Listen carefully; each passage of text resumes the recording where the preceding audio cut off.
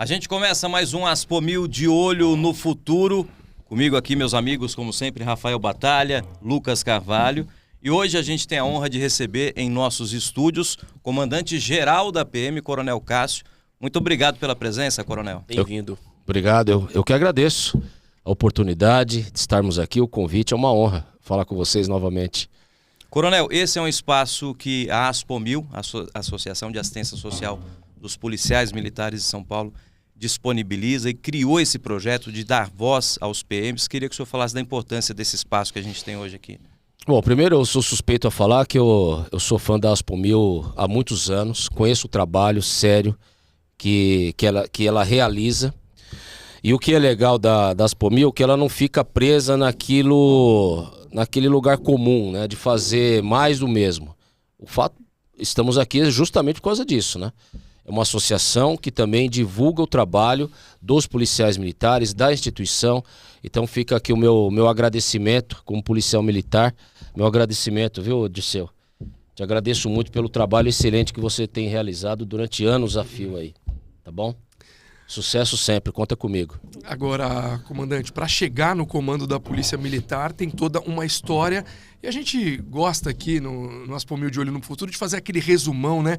Quem é o Coronel Cássio, como o senhor começou, por onde o senhor já passou até chegar a um posto aí de tamanha importância que tem relevância nacional. Olha, você quando começa a carreira, você não pensa lá de como vai ser o final da carreira, principalmente quando você é muito jovem, né? Você quer ingressar na instituição, estudar, trabalhar, ver os lugares onde você vai trabalhar. E eu sempre tive muita sorte, né, de trabalhar em locais difíceis na instituição. Isso vai te preparando, né, vai dando experiência pra gente. Eu completo agora, já vou completar 35 anos de Polícia Militar. Em janeiro do ano que vem eu completo 35 anos. Para mim é muito significativo. Eu entrei na polícia bem jovem, eu tinha uns 18, 19 anos. Fui militar da Força Aérea também um tempinho.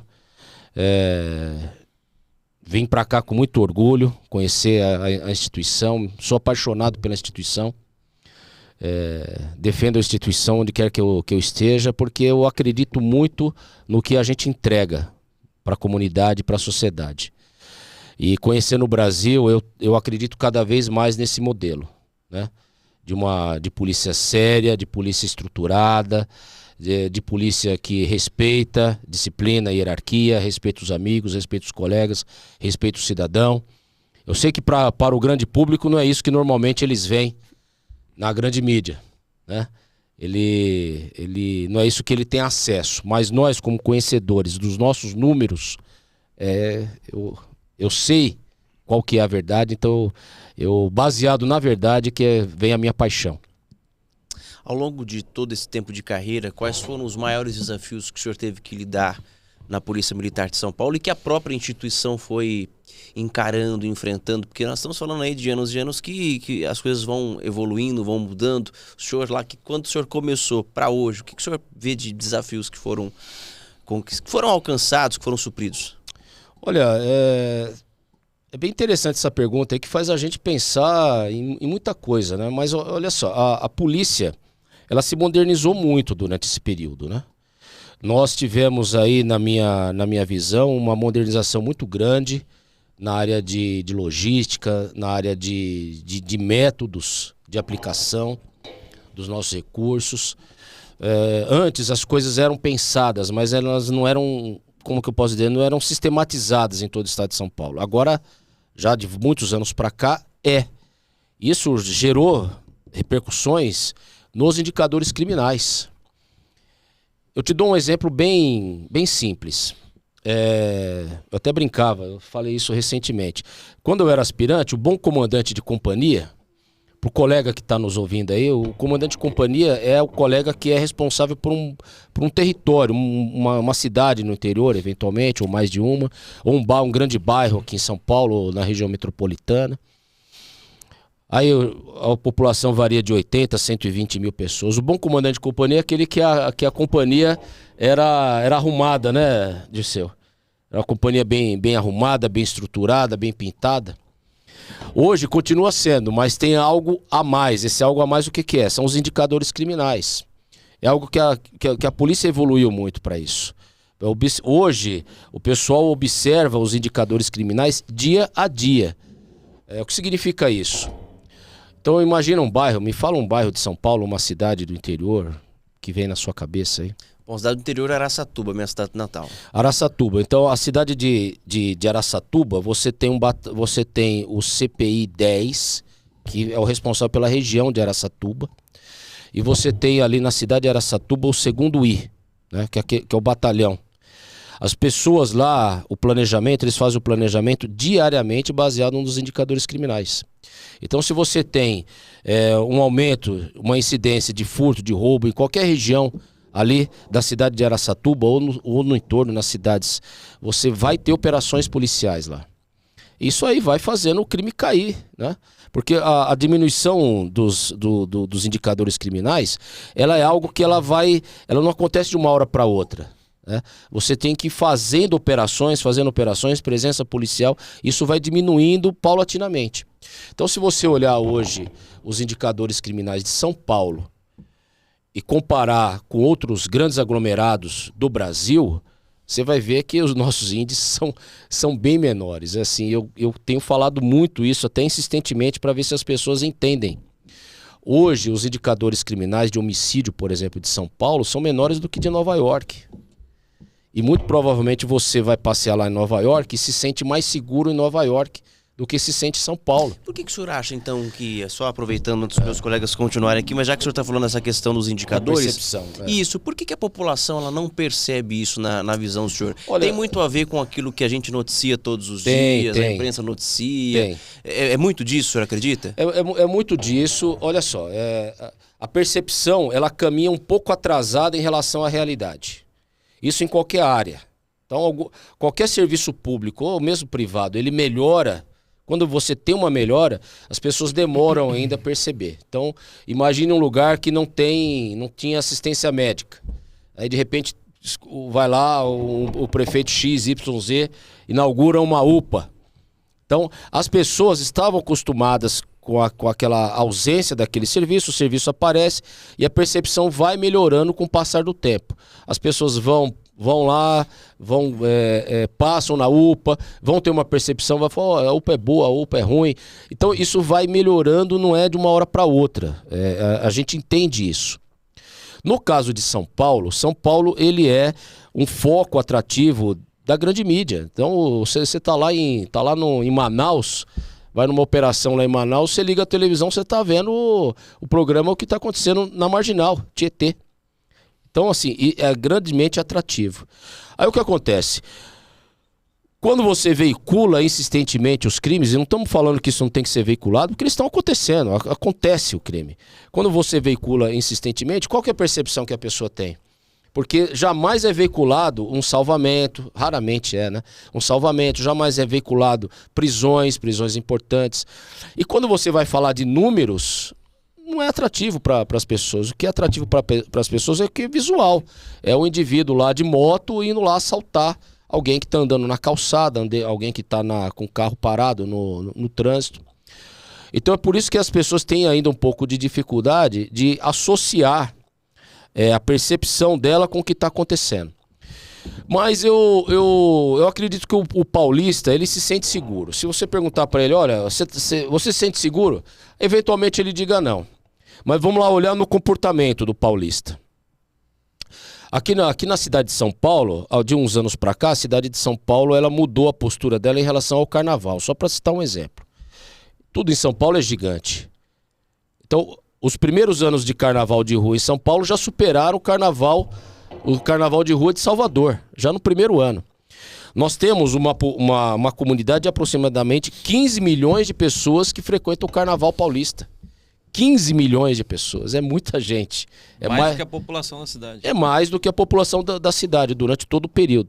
Então você tem 15 milhões de pessoas que vão. Essas pessoas elas vão com o celular, elas vão com a sua carteira, elas vão com o seu cartão.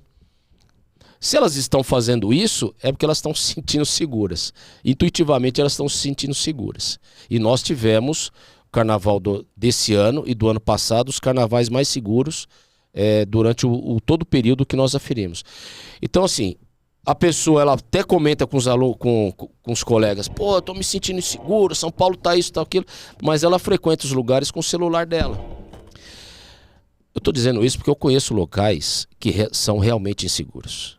Em local que é realmente seguro, o cidadão ele não sai pra rua com aliança, ele não sai pra rua com relógio, ele não sai pra rua com celular, ele não sai pra rua com a carteira, evita sair pra rua.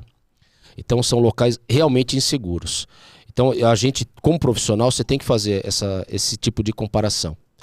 O que eu posso dizer, e que eu tenho dito aí algumas vezes, lá na década de 90, a gente tá falando dos anos 90 aí, lá na década de 90, o Rudolph Giuliani, ele fez cair lá em Nova York 30% dos indicadores criminais. De 2023 para cá, para esse período que nós estamos vivenciando, no centro de São Paulo caiu 70%. E a gente não ouve ninguém falar isso. O Rudolph Giuliani ficou famoso no mundo inteiro. Tolerância zero. Por causa do programa Tolerância Zero. E aqui nós tivemos uma queda muito mais acentuada, ele 30%, nós 70%. Muito mais acentuada e você não ouve isso. As pessoas não comentam isso. Então as pessoas não entendem isso. Então o brasileiro ele ainda carece de informações de qualidade na nossa visão para alterar a percepção dele. Coronel, vamos, antes de entrar em alguns assuntos, não são polêmicos, mas são mais fortes talvez, eu queria que o senhor falasse um pouquinho sobre, são 35 anos praticamente de polícia, certamente o senhor viveu momentos que o senhor não consegue esquecer, que o senhor nunca vai esquecer. Sim. Para nós são grandes coberturas, né? Acidentes aéreos, mas para o senhor são às vezes grandes tragédias, situações de crise. O que mais marcou o senhor nesses anos todos de PM? É difícil falar porque a gente já participou de tantas ocorrências, né? Situações em presídio. Alguns anos atrás você tinha muitos problemas dentro do sistema prisional brasileiro. Aqui no sistema paulista também, que é o maior do país, você tinha muitos problemas. Essa etapa tá vencida. Tivemos momentos importantes ali. Mas assim, mais recentemente foi a queda do avião aqui no interior de São Paulo, na região de Campinas, onde a gente esteve lá trabalhando por 3 dias consecutivos. Aquilo ali foi uma situação bastante chocante, acho que para todo mundo, né? É importante registrar que houve um profissionalismo que poucas vezes eu vi, né? Registro aqui o profissionalismo dos colegas de todos os órgãos da Polícia Militar, do nosso Corpo de Bombeiros, do nosso patrulhamento rodoviário, trânsito, policiamento local que se envolveu ali. Só para pontuar, colegas Coronel, o senhor está citando o acidente com o avião da Voa e Paz, que caiu num condomínio em Vinhedo, no interior de São Paulo, onde morreram 62 pessoas. O senhor participou ativamente disso. O que marcou no senhor ali nessa tragédia? O que o senhor viu que o senhor não vai esquecer? A atuação dos seus homens? Olha, a atuação profissional de todo mundo. Em alguns momentos o clima ficou emotivo, porque é um acidente muito dramático. São mais de 60 vidas ali, né, que se perderam naquele acidente. Mas o momento que, para mim, particularmente, foi o mais marcante foi a hora que o Corpo de Bombeiros estava fazendo um desmonte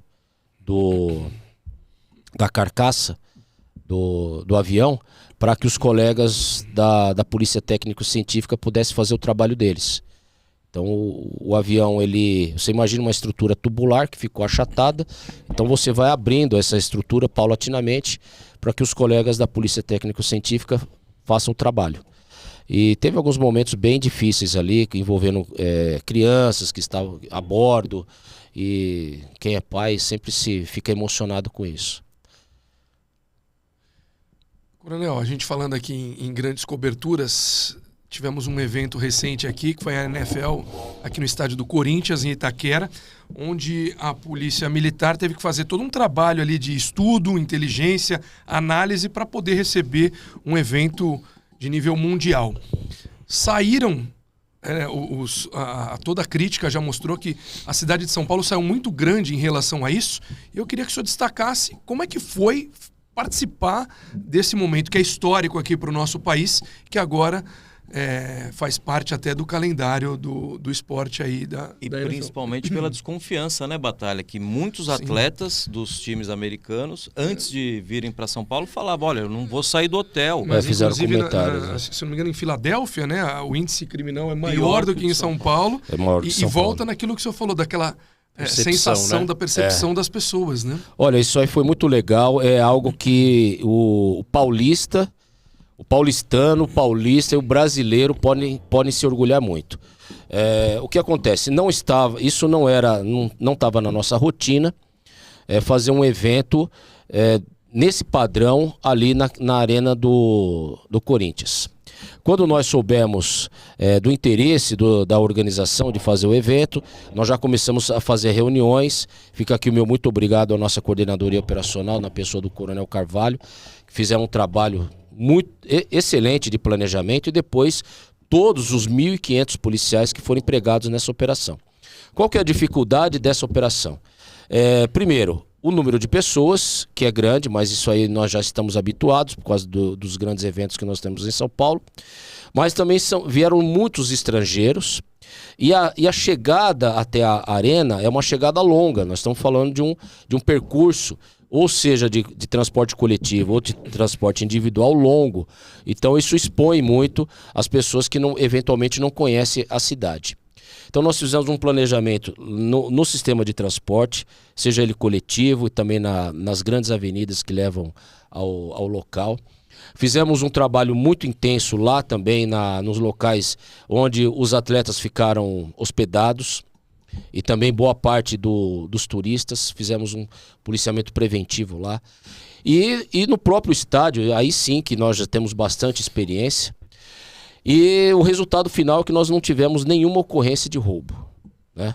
Que era o delito que a gente imaginava que pudéssemos ter problema, e aquele delito que sempre dá repercussão. Então você teve um grande evento como esse, da NFL, de repercussão internacional, que ele foi transmitido ao vivo para o mundo todo. E é claro, qualquer problema que tivesse ia ser alavancado, né? Nada aconteceu sob esse ponto de vista. Até o trânsito fluiu adequadamente, né? É claro, é um dia de jogo, tem muita gente, enfim. Mas o que me deu muito orgulho e que eu quero compartilhar com os paulistas é que eu conversei ao final com os organizadores do evento, já próximo do final do jogo. Conversei também com a chefe de segurança do evento, que é uma policial da cidade de Washington, aposentada já. E eles só elogios pro trabalho da gente, muito acima da expectativa. E o que é mais bacana, ainda para a economia da cidade, para o nome da cidade de São Paulo, para o nome do nosso estado, para o turismo de forma geral, é que esse evento em São Paulo entrou no calendário da NFL. Então está no calendário da NFL. Então isso assim, é um selo de qualidade. Do sucesso de todo o trabalho das forças de segurança também, né? Eu não tenho a menor dúvida, porque, olha só, a arena ela é preparada, ela foi a abertura de uma Copa do Mundo há 10 anos atrás. Então a arena ela é preparada. O transporte público é preparado para grandes eventos. Só que onde que poderia ter sido o tendão de Aquiles? Na lógica dos organizadores. A segurança, porque eles querem que o atleta esteja seguro, que o turista esteja seguro. E que todo mundo que vai lá apreciar o evento esteja seguro também. Isso nós garantimos com o trabalho desses policiais. Fica aqui meu muito obrigado a todos eles. Inclusive com venda de bebida alcoólica, né? Com venda de bebida alcoólica. Que é proibido em futebol, né? É proibido em futebol. A Polícia Militar ela tem uma postura muito técnica, muito séria sobre isso. É algo que a gente pode conversar em outras ocasiões, mas foi feita a liberação, e mesmo assim nós não tivemos problema, não tivemos registro de um roubo, tivemos registro de 4 ocorrências simples, uma ou duas foram ocorrências de socorro, uma senhora passou mal lá, alguma coisa muito simples foi prontamente resolvida. E o que é legal, você tem hoje, fora dos Estados Unidos, até onde eu sei, por conta dessa conversa, só mais 3 eventos. Um em Londres, que é um país de primeiro mundo, de segurança consolidada, de leis consolidadas. Alemanha, Berlim, né? Berlim ou Munique? Berlim, né? Que também vai ter um jogo, e São Paulo. Então isso para nós é motivo de muito orgulho e espero que isso permaneça durante muitos anos e fique aí dentro do calendário para que o brasileiro possa ter mais um evento para ele curtir. Coronel, antes da gente começar a nossa gravação, o senhor falou que o senhor tem um mapa de São Paulo na cabeça, é meio que uma memória fotográfica. Né? E agora há pouco também o senhor falou a respeito desse trabalho de mapeamento que a Polícia Militar faz das regiões que mais necessitam de uma operação específica, por exemplo. Queria que o senhor dissesse para a gente o seguinte: hoje, qual que é a região de São Paulo que concentra os maiores esforços da corporação e que tipo de crime que a polícia mais tem combatido hoje aí, que seria talvez a prioridade da corporação? Tá. Assim, esse negócio do mapa aí eu brinquei porque assim, eu fiquei muitos anos lá na rota, e na rota você não sai para patrulhar sem saber o que você vai fazer, né? O que, onde, em que horário. Então isso tudo fortalece aí os nossos números.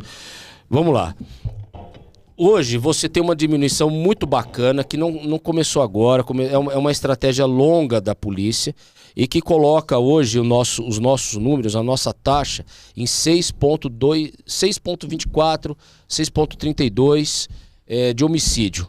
Isso é uma taxa muito baixa. Isso é taxa de primeiro mundo, é taxa europeia. Como eu falei, a gente até brincou, né? A taxa de Nova York é maior que isso, a taxa da Filadélfia é maior do que isso. O que nós estamos atacando hoje, que é um crime que impacta muito na percepção de segurança do cidadão, é o crime de roubo.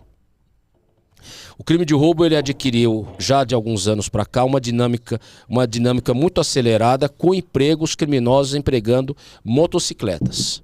Então, principalmente disfarçados de entregadores, né? Disfarçado de entregador, Ele usa esse disfarce porque ele ele desaparece quase do terreno, não chama muita atenção. Parece que faz parte do cenário natural ali do exatamente, dia a dia, né? porque Que é ruim, inclusive, para a categoria, que você coloca em xeque a categoria dos entregadores, né? Mas as pessoas olham com desconfiança para entregador, infelizmente, né? Não, mas aí fica o meu muito obrigado à categoria. Já conversei com os colegas representantes da categoria de entregadores. Nós temos uma aproximação muito positiva. A grande maioria entende o trabalho da polícia de fazer abordagens, então eles contribuem muito com o serviço. E é importante para eles isso, né? De saber que o policial faz abordagens para o bom profissional, isso é ótimo. Sim. Enfim, então essa dinâmica do emprego do criminoso, sobretudo os criminosos jovens, na faixa de 16 a 35 anos, que via de regra, historicamente, são mais violentos, utilizando de motocicletas como ferramenta para chegar no local do crime e para fugir do local do crime também. Então esse tem sido o nosso maior desafio. O que nós estamos fazendo? Nós adquirimos mais de 1.000 motocicletas no começo do ano. Elas já foram distribuídas, mais policiais estão sendo treinados. Na área centro de São Paulo, nós criamos mais uma companhia Rocan, uma companhia em torno de 120 homens, mais ou menos, com motos grandes, com motos potentes, com capacidade para fazer um policiamento preventivo nos locais onde eles estão roubando, mas também com capacidade para fazer o policiamento repressivo imediato, assim que tiver um roubo. Então, assim, os números, eles têm caído nessas áreas. No entanto, nós ainda não estamos satisfeitos com os nossos números. A gente precisa trabalhar mais isso. Qual que é uma dificuldade importante que a polícia tem?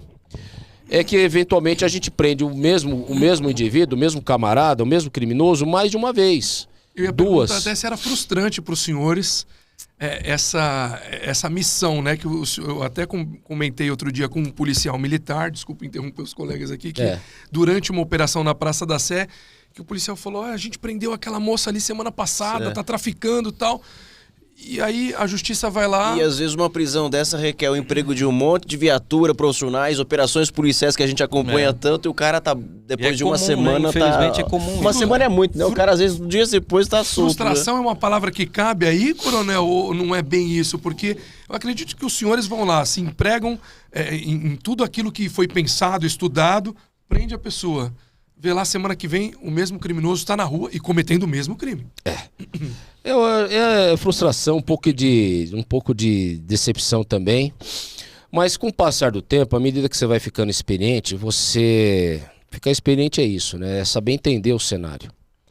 A legislação brasileira, ela tem aí na nossa visão, algumas falhas que são absolutamente irracionais e que encarecem o serviço público. Dá muito prejuízo para o erário público. E é o caso das audiências de custódia, por exemplo. Isso aí dá um retrabalho para a polícia em todo o Brasil muito grande. Você é contra? Eu sou contra. Eu sou contra porque isso aí impacta na percepção de segurança do cidadão, né? E você desnivela demais o interesse público do interesse privado. Então o interesse privado, ele atropela o interesse público. Eu vou dar um exemplo. Você vai lá e prende um indivíduo por um crime, tráfico, ou por porte de arma, ou furto, numa comunidade qualquer, num bairro, seja ele de alto padrão econômico ou de médio padrão econômico, não importa. Aí você vê o cidadão, ele vê aquela prisão. 2 dias depois ele vê o indivíduo novamente lá. Qual que é a percepção que ele tem? De que a polícia não fez o trabalho direito? De que a polícia não fez o trabalho direito. É claro. Por quê? Por que ele fala da polícia? Porque a polícia é o que está mais próximo a ele. Ele não enxerga o trabalho de outras instituições. E às vezes fez mais de uma vez o trabalho, né? Exato. Olha, nós temos registros aí, eu falava muito de um indivíduo que foi preso 13 vezes.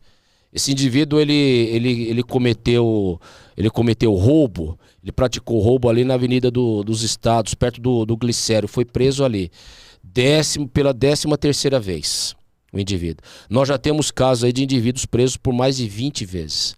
Agora eu te pergunto, a gente falava agora, você falou de Berlim, de Londres, você acha que em países sérios você tem isso, o indivíduo preso 20 vezes? Então isso, é claro que isso vai impactar no trabalho da polícia e também na percepção do próprio criminoso. Ele fala assim, bom, vira quase um videogame, né? É por aí. Vira quase um videogame, porque, eu perdi hoje, fui preso, tomei um prejuízo. Só que dali 2 dias ele tá roubando de novo. E o cara age até de caso pensado, o bandido ele age, né? Porque ele sabe quanto tempo que ele vai ficar preso, lei, né? Depois de quanto tempo que ele vai sair, que ele vai conseguir fazer de novo. Só que tem um problema muito sério que tá embutido aí, né? Que os teóricos que defendem o criminoso a qualquer custo, eles não colocam na conta deles, eles não têm coragem de colocar na conta deles. Esse criminoso que rouba uma vez, rouba 2, rouba 3, rouba 4, rouba 15 vezes, algum dia ele vai se transformar num latrocida. Algum dia ele vai matar alguém. E vai ser ruim para ele, para o próprio criminoso e, obviamente, para a vítima. Às vezes, o caso do delegado do DEIC essa semana, né? O rapaz estava cumprindo a prisão domiciliar depois de ter sido condenado por 4 roubos. 4. Né? Pois é. Então agora você pensa assim, quem matou esse delegado aí? Quem matou o delegado? Aliás, um grande colega. O sistema, né? É claro, o assassino tá lá, ele tem nome, tem endereço, tá identificado, né? Mas algo possibilitou que isso acontecesse, né? Ele foi incentivado por todo um sistema a continuar nesse comportamento até chegar naquele momento, porque ele não sente a reprimenda do Estado. Vira quase uma brincadeira. Ele vai e vira uma brincadeira literalmente, né, de polícia e bandido. Então você leva o indivíduo lá para a delegacia, algum tempo depois ele tá fora de novo, ele não vai trocar de atividade, né? Não vai trocar de atividade porque tomou uma bronquinha aqui, uma bronquinha lá, e muito pelo contrário, ele vai ficando cada vez mais audacioso e chega no momento que mata um profissional, um excelente profissional, um grande amigo.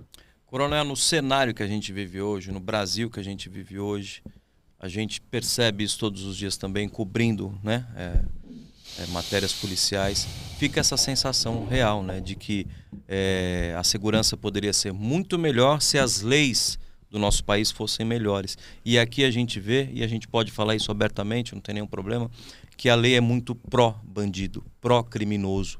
Tudo aqui é muito fácil, tem a saidinha que a gente noticiou esses dias, né? Ontem foi apreendido um ônibus com 35 detentos, você acompanhou isso? Exato. Com drogas, estavam voltando para o presídio, cheio de drogas. Enfim, e não vai acontecer nada. Eles vão voltar, um vai responder por mais um tráfico, talvez.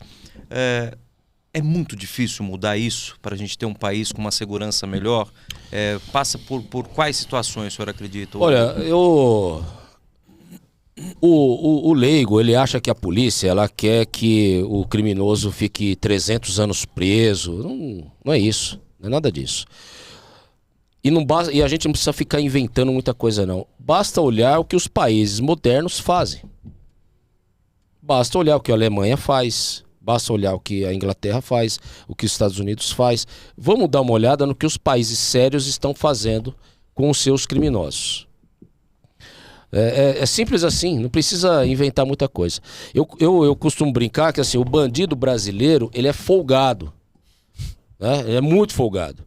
E por que ele ficou folgado? Porque o que aparece de gente pra pentear o cabelo dele, quando ele nem pede, ele nem precisa, um monte de virou quase que uma profissão. Então você tem muita gente para fazer isso, mas quando esse indivíduo ele mata alguém, essas pessoas desaparecem. Essas pessoas desaparecem. E onde elas estão agora? Porque aqui, se eu ligar agora lá no meu Copom e pedir o telefone de um pai, de uma mãe, de uma vítima, né, de alguém que perdeu um ente querido, a gente liga lá e pergunta para ela o que ela acha da defesa sistematizada que existe em torno dos criminosos no Brasil. Exagerada, né? Vítimas, né? A polícia não quer exageros, hein? A polícia não quer exageros. A gente só quer uma lei de execução séria. Eu te dou um exemplo que eu conversei ontem com amigos. Eu era tenente, teve uma época que a rota fazia escolta de adolescentes infratores. E havia uma unidade da Fundação Casa ali no Brás, e ainda existe. Cara, vivia cheia aquela unidade, a gente fazia escolta para levar esses adolescentes infratores no fórum para depor, isso fazia parte da nossa rotina. Hoje você não tem mais funcionário lá do que indivíduo preso, mas são esses indivíduos que estão de moto roubando o cidadão. Que a gente vê quase todos os dias aí, uma cena de uma câmera de vigilância residencial mostrando alguém sendo assaltado. A gente fala que a câmera de vigilância hoje não intimida mais o bandido, né? Só Não, registra aquilo que ele fez. Ela só registra, não intimida. Comandante, o senhor acredita, a gente já se encerrando aqui para a parte final da nossa entrevista, mas queria deixar que o senhor esclarecesse aqui, se na sua visão a população ainda tem dúvidas em relação ao papel de polícia. O cidadão comum, às vezes ele confunde o que o policial militar faz, o que um civil faz, e acaba um pagando o pato do outro lá, justamente por falta desse esclarecimento. Vamos usar aqui até como um serviço de utilidade pública para poder esclarecer realmente esse assunto.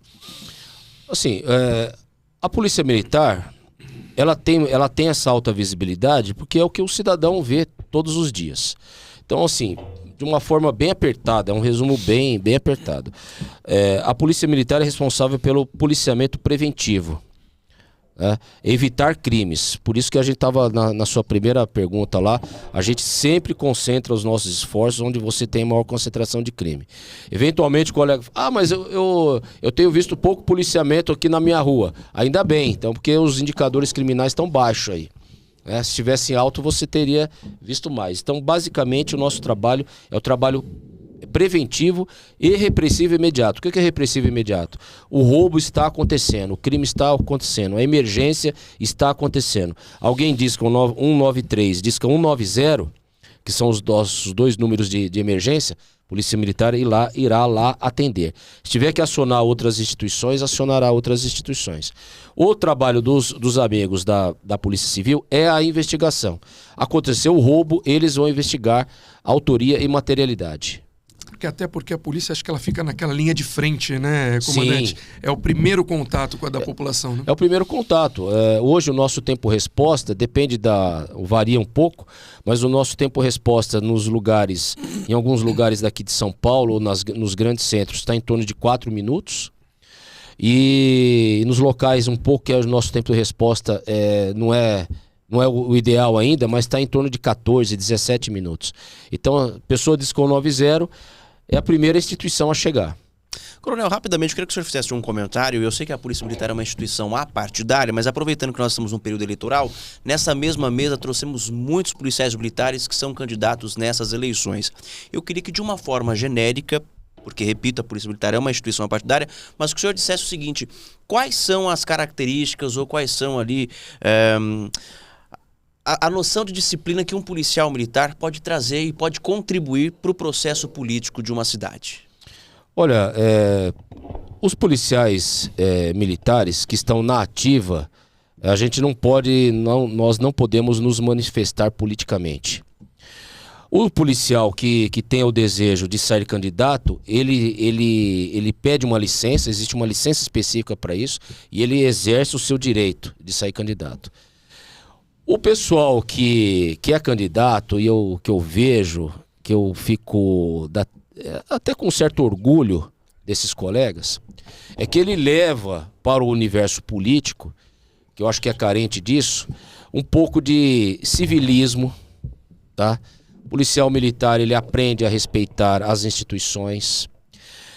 Outra virtude nossa que a gente trabalha e incentiva muito é a honestidade, né? Isso na nossa visão, é uma carência generalizada no nosso país. Então, ele tende a ser honesto, ele tende a ser disciplinado, ele tende a ser respeitador das instituições, que é isso que você vê aí na atividade política mais correta que você vê pelo mundo. E eu acho que é algo que nós precisamos no nosso país, demais, né? Entender aquilo que eu falava ainda há pouco, a diferença entre os interesses individuais e os interesses coletivos. Que são aqueles que conhecem de fato a realidade do povo, né? O senhor disse aí, ainda falando da memória fotográfica de conhecer o mapa da cidade, são esses policiais que estão todos os dias nas comunidades, que conhecem o crime de perto, que conhecem a dificuldade das pessoas. Eu acho que tem até uma possibilidade maior de atuação ali, né? Eu acho que existe uma virtude do policial militar que não tem como você tirar ou você superar. O policial, ele tem contato, ele percebe a necessidade das pessoas nas ruas. Ele vai lá socorrer um indivíduo, uma vítima de um roubo, por exemplo, e ele encontra lá a mãe daquela vítima. Ele encontra a filha ou a esposa, como você falou do caso do delegado. Essa percepção ninguém tira dele, do policial. Essa percepção você não estuda num livro. Você pode fazer doutorado, mestrado, você nunca vai ter essa percepção. Você não estuda num livro, você não aprende numa apostila, você só aprende vivenciando. E eu acho que isso é um grande patrimônio de experiência para o policial militar, que ele pode contribuir com a sociedade. Porque a verdade está justamente aí, na visão inclusive das vítimas. Coronel, antes de encerrar, aliás, eu acho que esse programa, viu, Tenente, a gente vai precisar de mais vezes, porque tem muito mais assunto para a gente abordar com o comandante-geral da PM, mas eu não posso encerrar antes de tocar num assunto que é muito importante e que a gente noticia todos os dias no nosso programa, que é o crescimento das facções organizadas, principalmente a maior hoje de São Paulo, que é o PCC, e a atuação importante da PM. A gente teve no começo do ano uma forte atuação da PM no Guarujá. A gente sabe que como cresceu o crime organizado também no litoral, e a PM está combatendo isso, e muitas vezes a PM acaba levando pancada de tudo quanto é lado. As pessoas não entendem a dificuldade de combater o crime organizado, e eu queria que o senhor falasse dessa importante atuação da PM no combate, principalmente a essa facção. Bom, primeiro que a instituição amadureceu muito para fazer esse combate ao crime organizado. Nós já tivemos épocas em que isso era tabu, embora o crime organizado ele acabou se aproveitando disso, né, desse espaço que foi deixado. E o nosso trabalho hoje é de reverter essa lógica aí, né? O crime organizado no estado de São Paulo, ele está perdendo território, e mais do que perder território, aliás, ele não tem território, né? Mas mais do que perder esse espaço, ele tem tomado prejuízo. Nós estamos aí com recordes de apreensão de drogas, recordes de apreensão de armas, recorde de indivíduos de alta relevância para o crime presos, né? Nós temos uma operação chamada Operação Adaga, que o ano passado ela apreendeu mais de 8.000 indivíduos de todo o escalão hierárquico de facção criminosa, de organização criminosa. E o próximo passo é a integração com as outras polícias militares. Eu converso praticamente todos os dias com os colegas, nós temos grupo de trabalho, grupos de execução, trocas de informação com os colegas das polícias militares do Brasil inteiro. Então, se um criminoso ele tem um papel relevante no estado de São Paulo e foge lá para Bahia, para o Pernambuco e tal, essas polícias militares elas são acionadas e vão trabalhar juntamente conosco. Então é como se a gente tivesse uma grande polícia militar nacional atuando de forma coordenada para desmobilizar principalmente os ganhos e os lucros do crime organizado, que é onde ele consegue a ferramenta para crescer. O processo está bem claro, a gente vê isso nitidamente, principalmente pelas apreensões de drogas e armas e o prejuízo financeiro que o crime ele tem tomado. Isso aí são medidas claras e evidentes. Mas para mim o principal é que você percebe que paulatinamente eles vão perdendo essa capacidade de se organizar. De transformar lá o sistema prisional em verdadeiros centros de operações. Eles vão perdendo essa capacidade e eu tenho certeza que nós vamos ver um grande sucesso no combate ao crime organizado nos próximos anos, eu não tenho a menor dúvida. O método está correto, as pessoas envolvidas têm a coragem necessária para implantar o método e agora o tempo está demonstrando, e os nossos números estão demonstrando claramente que nós estamos no caminho certo. São Paulo e o Brasil vão vencer isso, eu tenho certeza.